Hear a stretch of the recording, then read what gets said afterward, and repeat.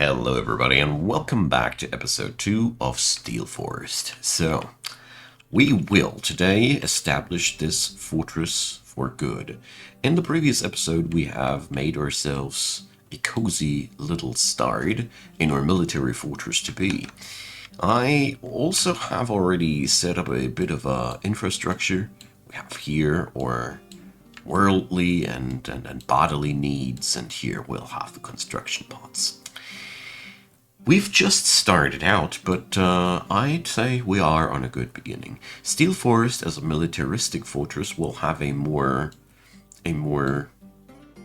industrial design and less of a playful design because, you know, we are here to shear some elves down.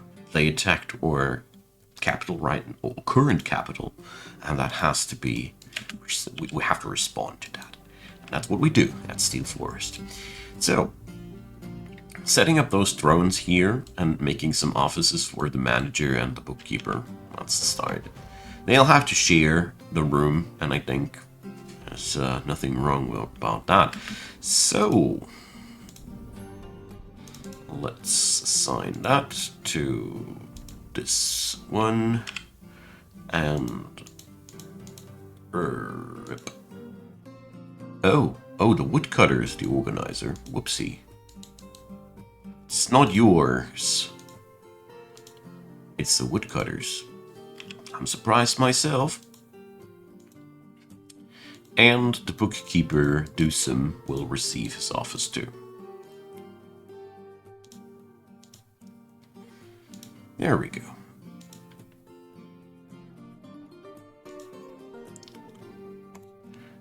Dusimistooth. What a wonderful name.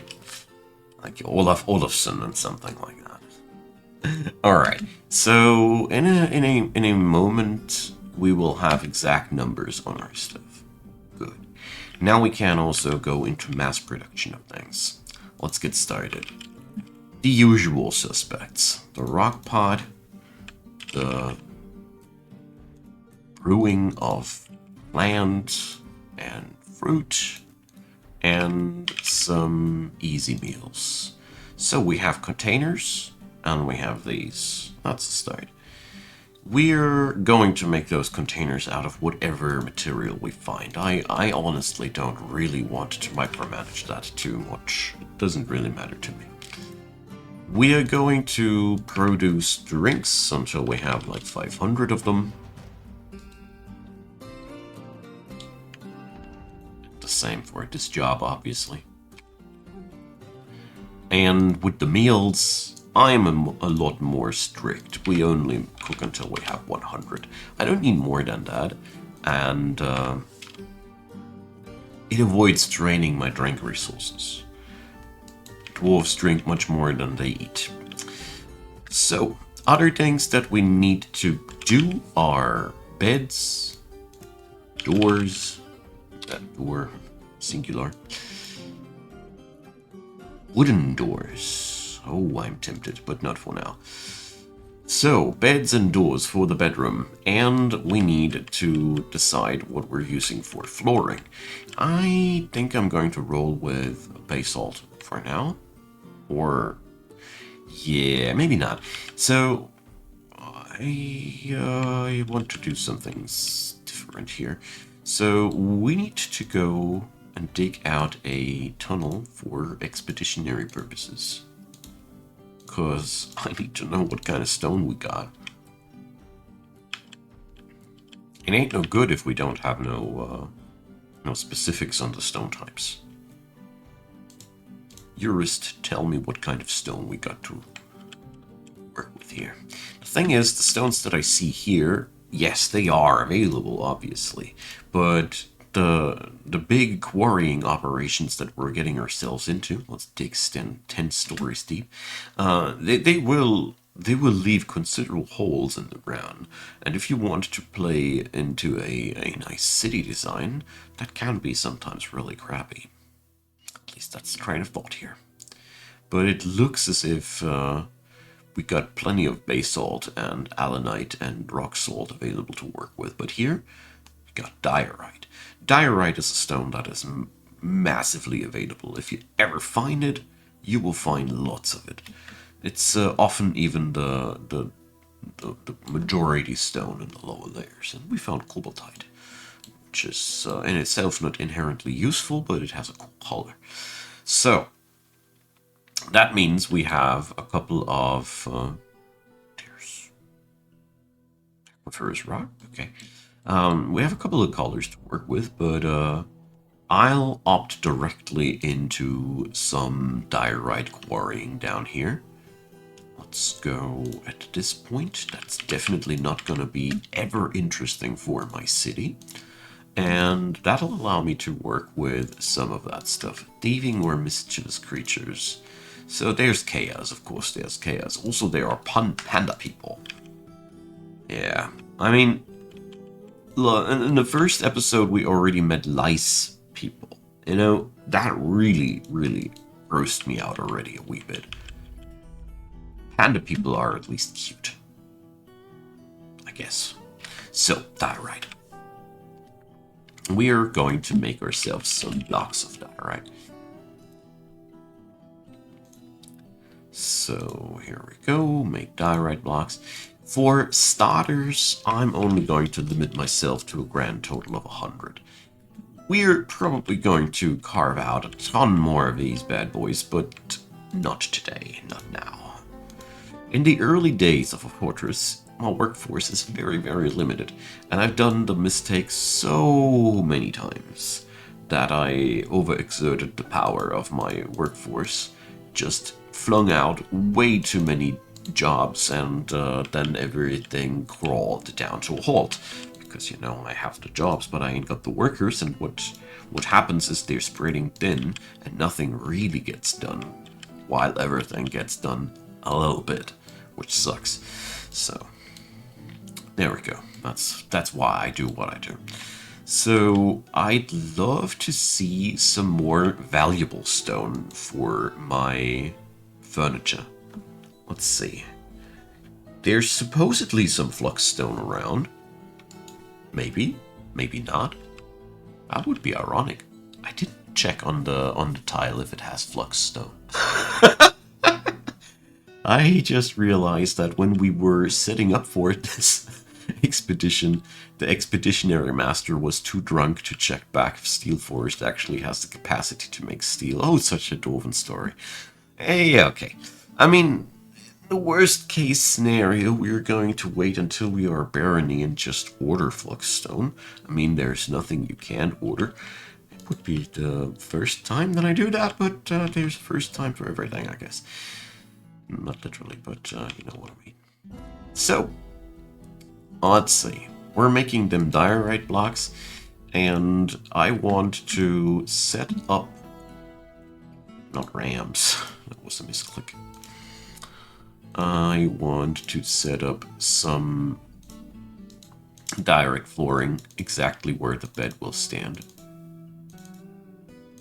Proper thanks go out to Blind IRL for this wonderful little trick that I saw.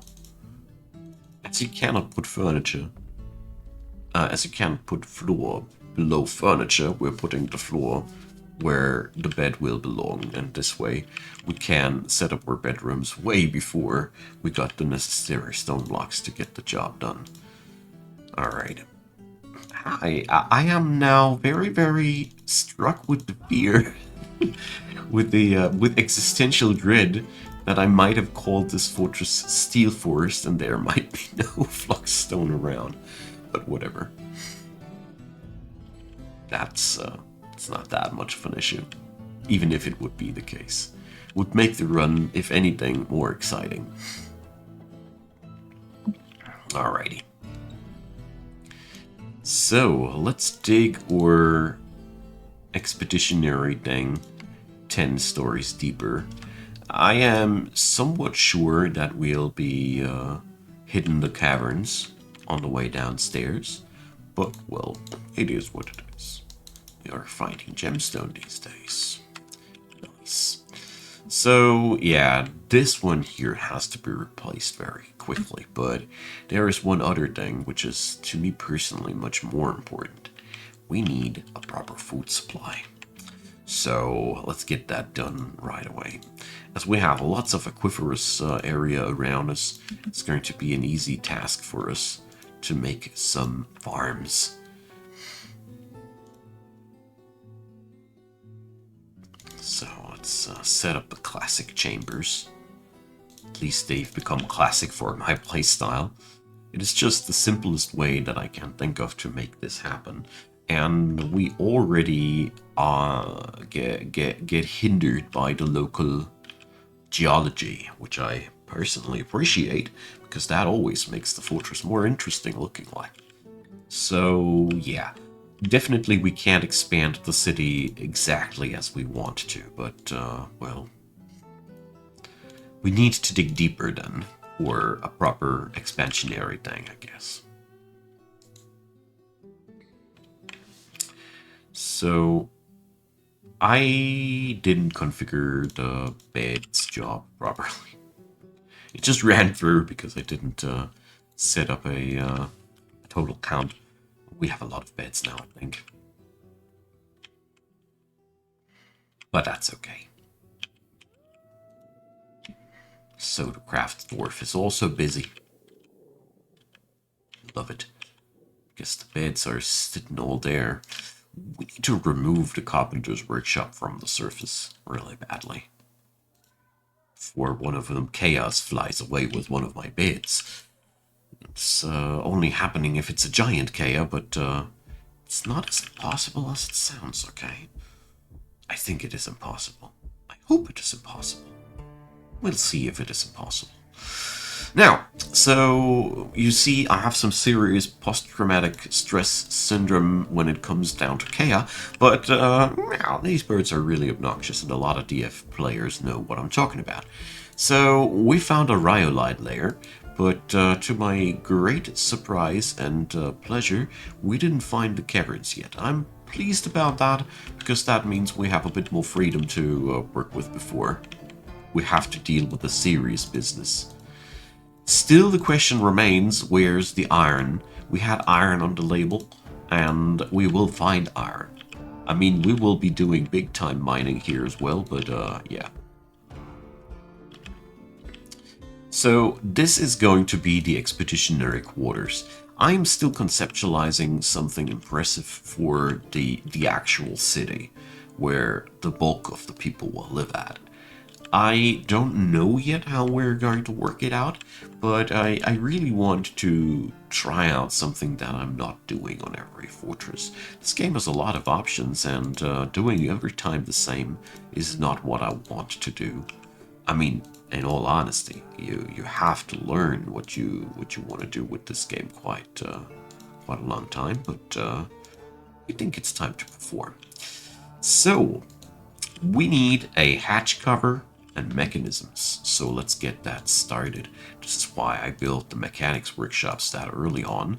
We're just building whatever mechanisms for now, because it doesn't really matter. We're not working with magma here yet, so it is not really of any bigger importance what we're using material-wise here. Okay, so we're getting noped out on that chamber as well via Aquiferous Rock. So yeah, we probably will make good use of this fact eventually. Probably. I don't know yet. So as it stands right now, it seems to me as if I have, well,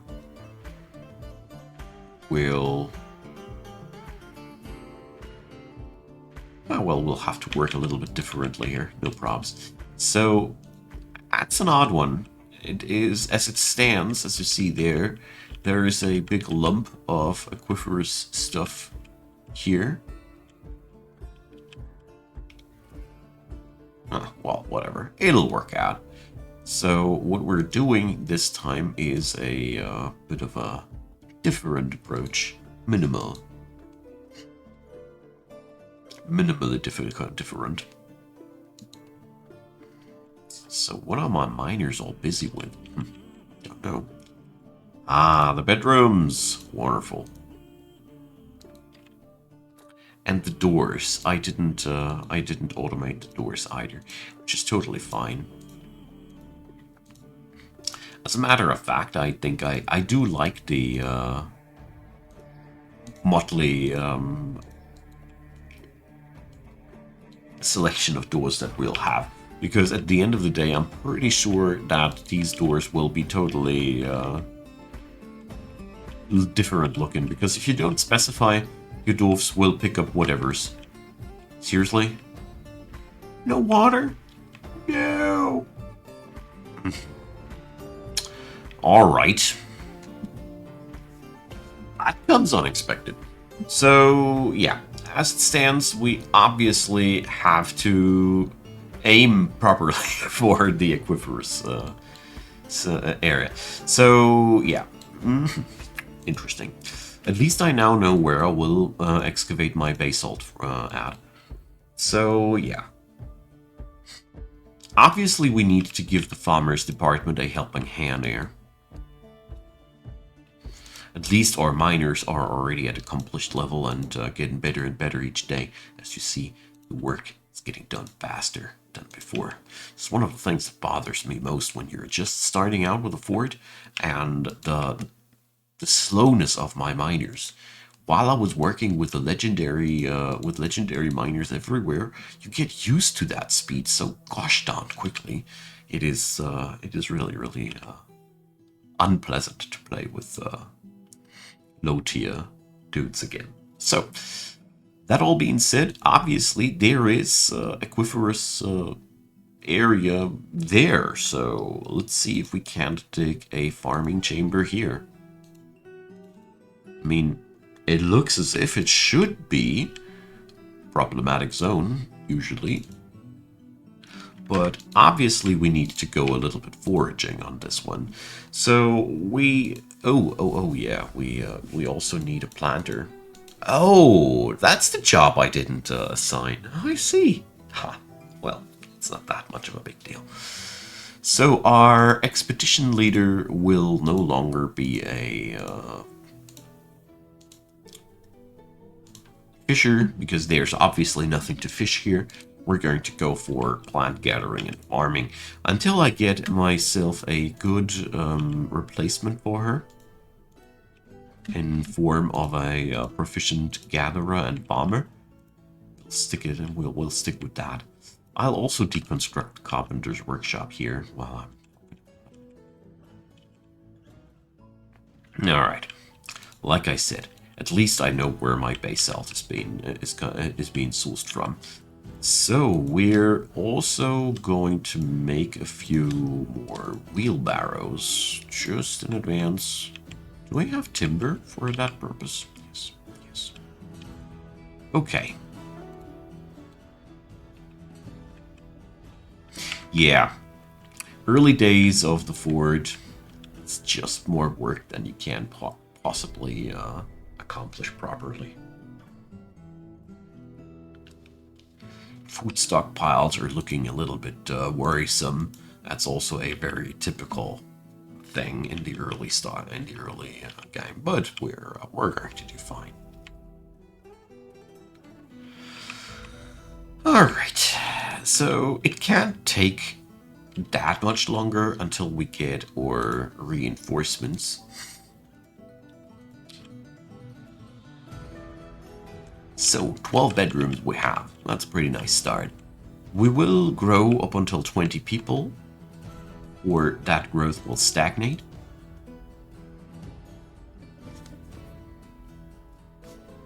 Yeah, that's a weird one. What the? So obviously we, is this even aquifer? We'll see. Weirdest stuff ever. But as long as we'll get an irrigation chamber eventually out of all that, I'll be fine. I mean, they don't want to dig through that. And usually, if you are digging below a layer of aquifer, it starts leaking.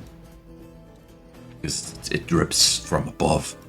This layer is not aquiferous by itself, because you can see it here, single drop.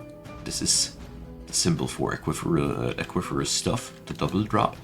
And yeah. aquifers confused the hell out of me when I was just starting out on that game. They were by far the most confusing stuff that I've seen. It took me, I'm not over exaggerating, more than 10 hours until I knew what I was doing here. But I gotta say, I have to blame only myself. I shouldn't have started with heavy aquifers at all. Heavy aquifers are something you shouldn't start with. Believe it to me, I tried it. It sucks. Anyways, so we're going to work with basalt doors. I just decided that. I'm running with the rock doors for now because making wooden doors would be for now a bit of a dangerous pleasure. The thing is, we are living in a savage environment. That means the more trees I chop, the higher the likelihood that the local fauna will go berserk and attack me. And we are not really prepared for that yet. That's all. We need to procure the valuable metals from somewhere. Speaking about procuring things, Kozov is on her way to gather valuable goods for the fort, which is really important for us. I don't want to slaughter any of my precious early starting animals. Eventually, the new settlers that arrive, they'll bring more animals than we can possibly than we possibly would want, but I almost forgot to link that. But for now, it ain't that time yet, so yeah. But the hungry times are almost over. That's all I can say. So yeah, more of the weirdness as we still obviously have a hard time finding the aquifer that we need. But at the same time, it is a nice quarrying exercise for our new door material, so it's okay. Just a wee bit worried about my food situation here is all. But at the kitchen, prickleberries and chicory are being transformed into delicious chicory biscuits. Ugh, I hate chicory, sorry. To me personally, there could be no greater punishment than having to eat this stuff. But it's okay. We're gonna export that to the humans. They love it. They'll have to. Because they paid for it. Anyways, I'm digressing. So we got ourselves a nice little tunneling shaft here, and I'm going to go downstairs 10 more levels. Eventually we will hit the caverns and all, and pretty much my intention here.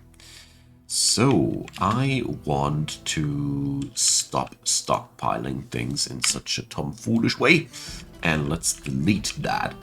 This also means we need now proper stockpiles for things, but yeah, that's gonna be doable. For starters, we're storing the food as soon as I find it again. I don't know why I keep looking for it as icon for such a long time.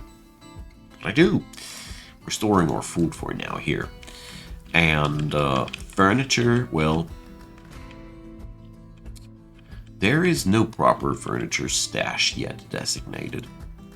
So we're going to dig it.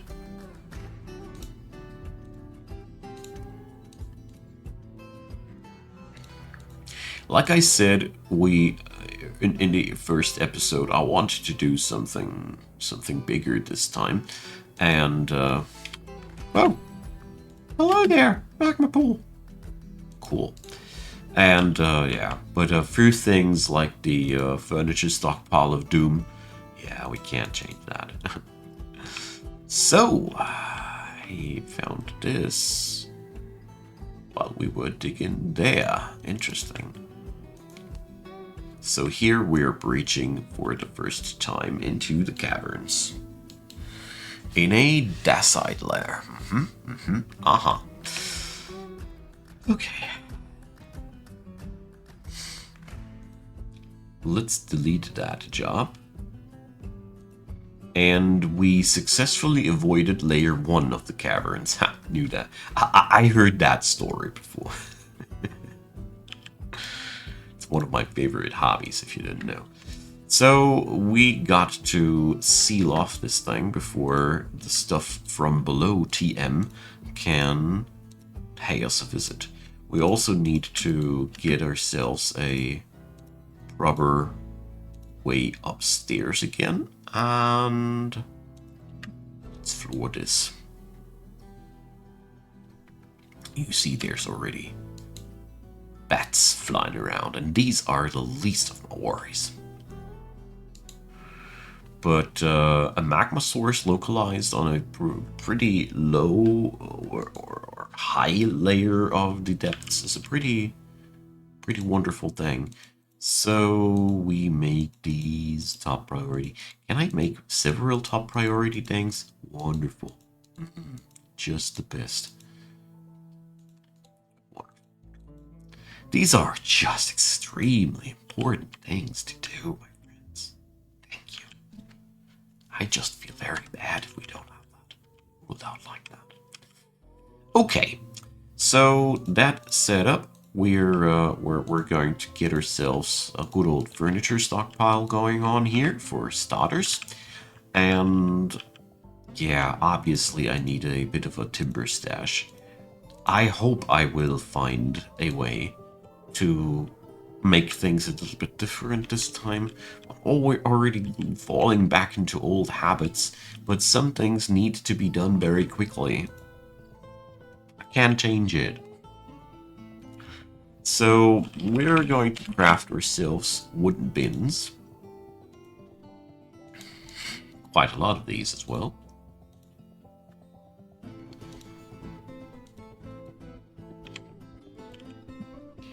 Well. So, at least I got one functioning irrigation chamber. That's a good start. As it looks, we can easily make that too, as I finally found the proper spot to do my mining. I love DFHack for what it does here yet again, as it would have been much harder to find the proper spots without the program. I can only recommend. Alright, so second irrigation chamber is important as we need to get ourselves some crop on the floor. And I really need more workers. It's going to be hard, fluff-wise, for the dwarfs to find this place as we are right between enemy lines. We really are. And there's a lot of mining jobs right now hindering our friends a little bit. And a lot of hauling jobs as well. It's always the same tragedy. But at least food and drink are looking okay for a 7-people fort now. Alrighty, we are reaching the end of today's episode. So what has been achieved? We have found magma. We have established ourselves a proper start. We have bedrooms. We have set up an irrigation system with some difficulties. And obviously we are breeding puppies. These dogs are new. I didn't see them coming. So yeah, I think next episode we will set up the proper farming scheme, as currently this is just a very just preparations for that as a matter of fact. And yeah, we'll see about the rest then in the next episode. So thanks a lot for being around. I hope you enjoyed. I really do, because, you know, Dwarf Fortress is actually an amazing game, as we all know. And yeah, feel free to drop me your comments down below. A lot of thanks for all the positive reactions so far. And feel free to subscribe to the channel. I do daily things like these tutorials and such, so you can knock yourself out. You can also find the playlist to all the other things that happened in this world so far, and in another world that I have also played, so you might also want to support the channel directly via PayPal, Patreon, Buy Me a Coffee, or whatever you find down there. There's also a membership system with early access for the episodes, so whatever you find pleasing, try it out. I'd be delighted to have you. A big thanks to everybody who supports the channel, and a big thanks especially to you for watching this video up until the very end. Thanks for being around. I can't wait to get until the next episode. Into the next episode, I think that's the proper wording, because, you know, we have now set up the most basic things. I'm happy. Now the fun starts. See you there. Bye-bye.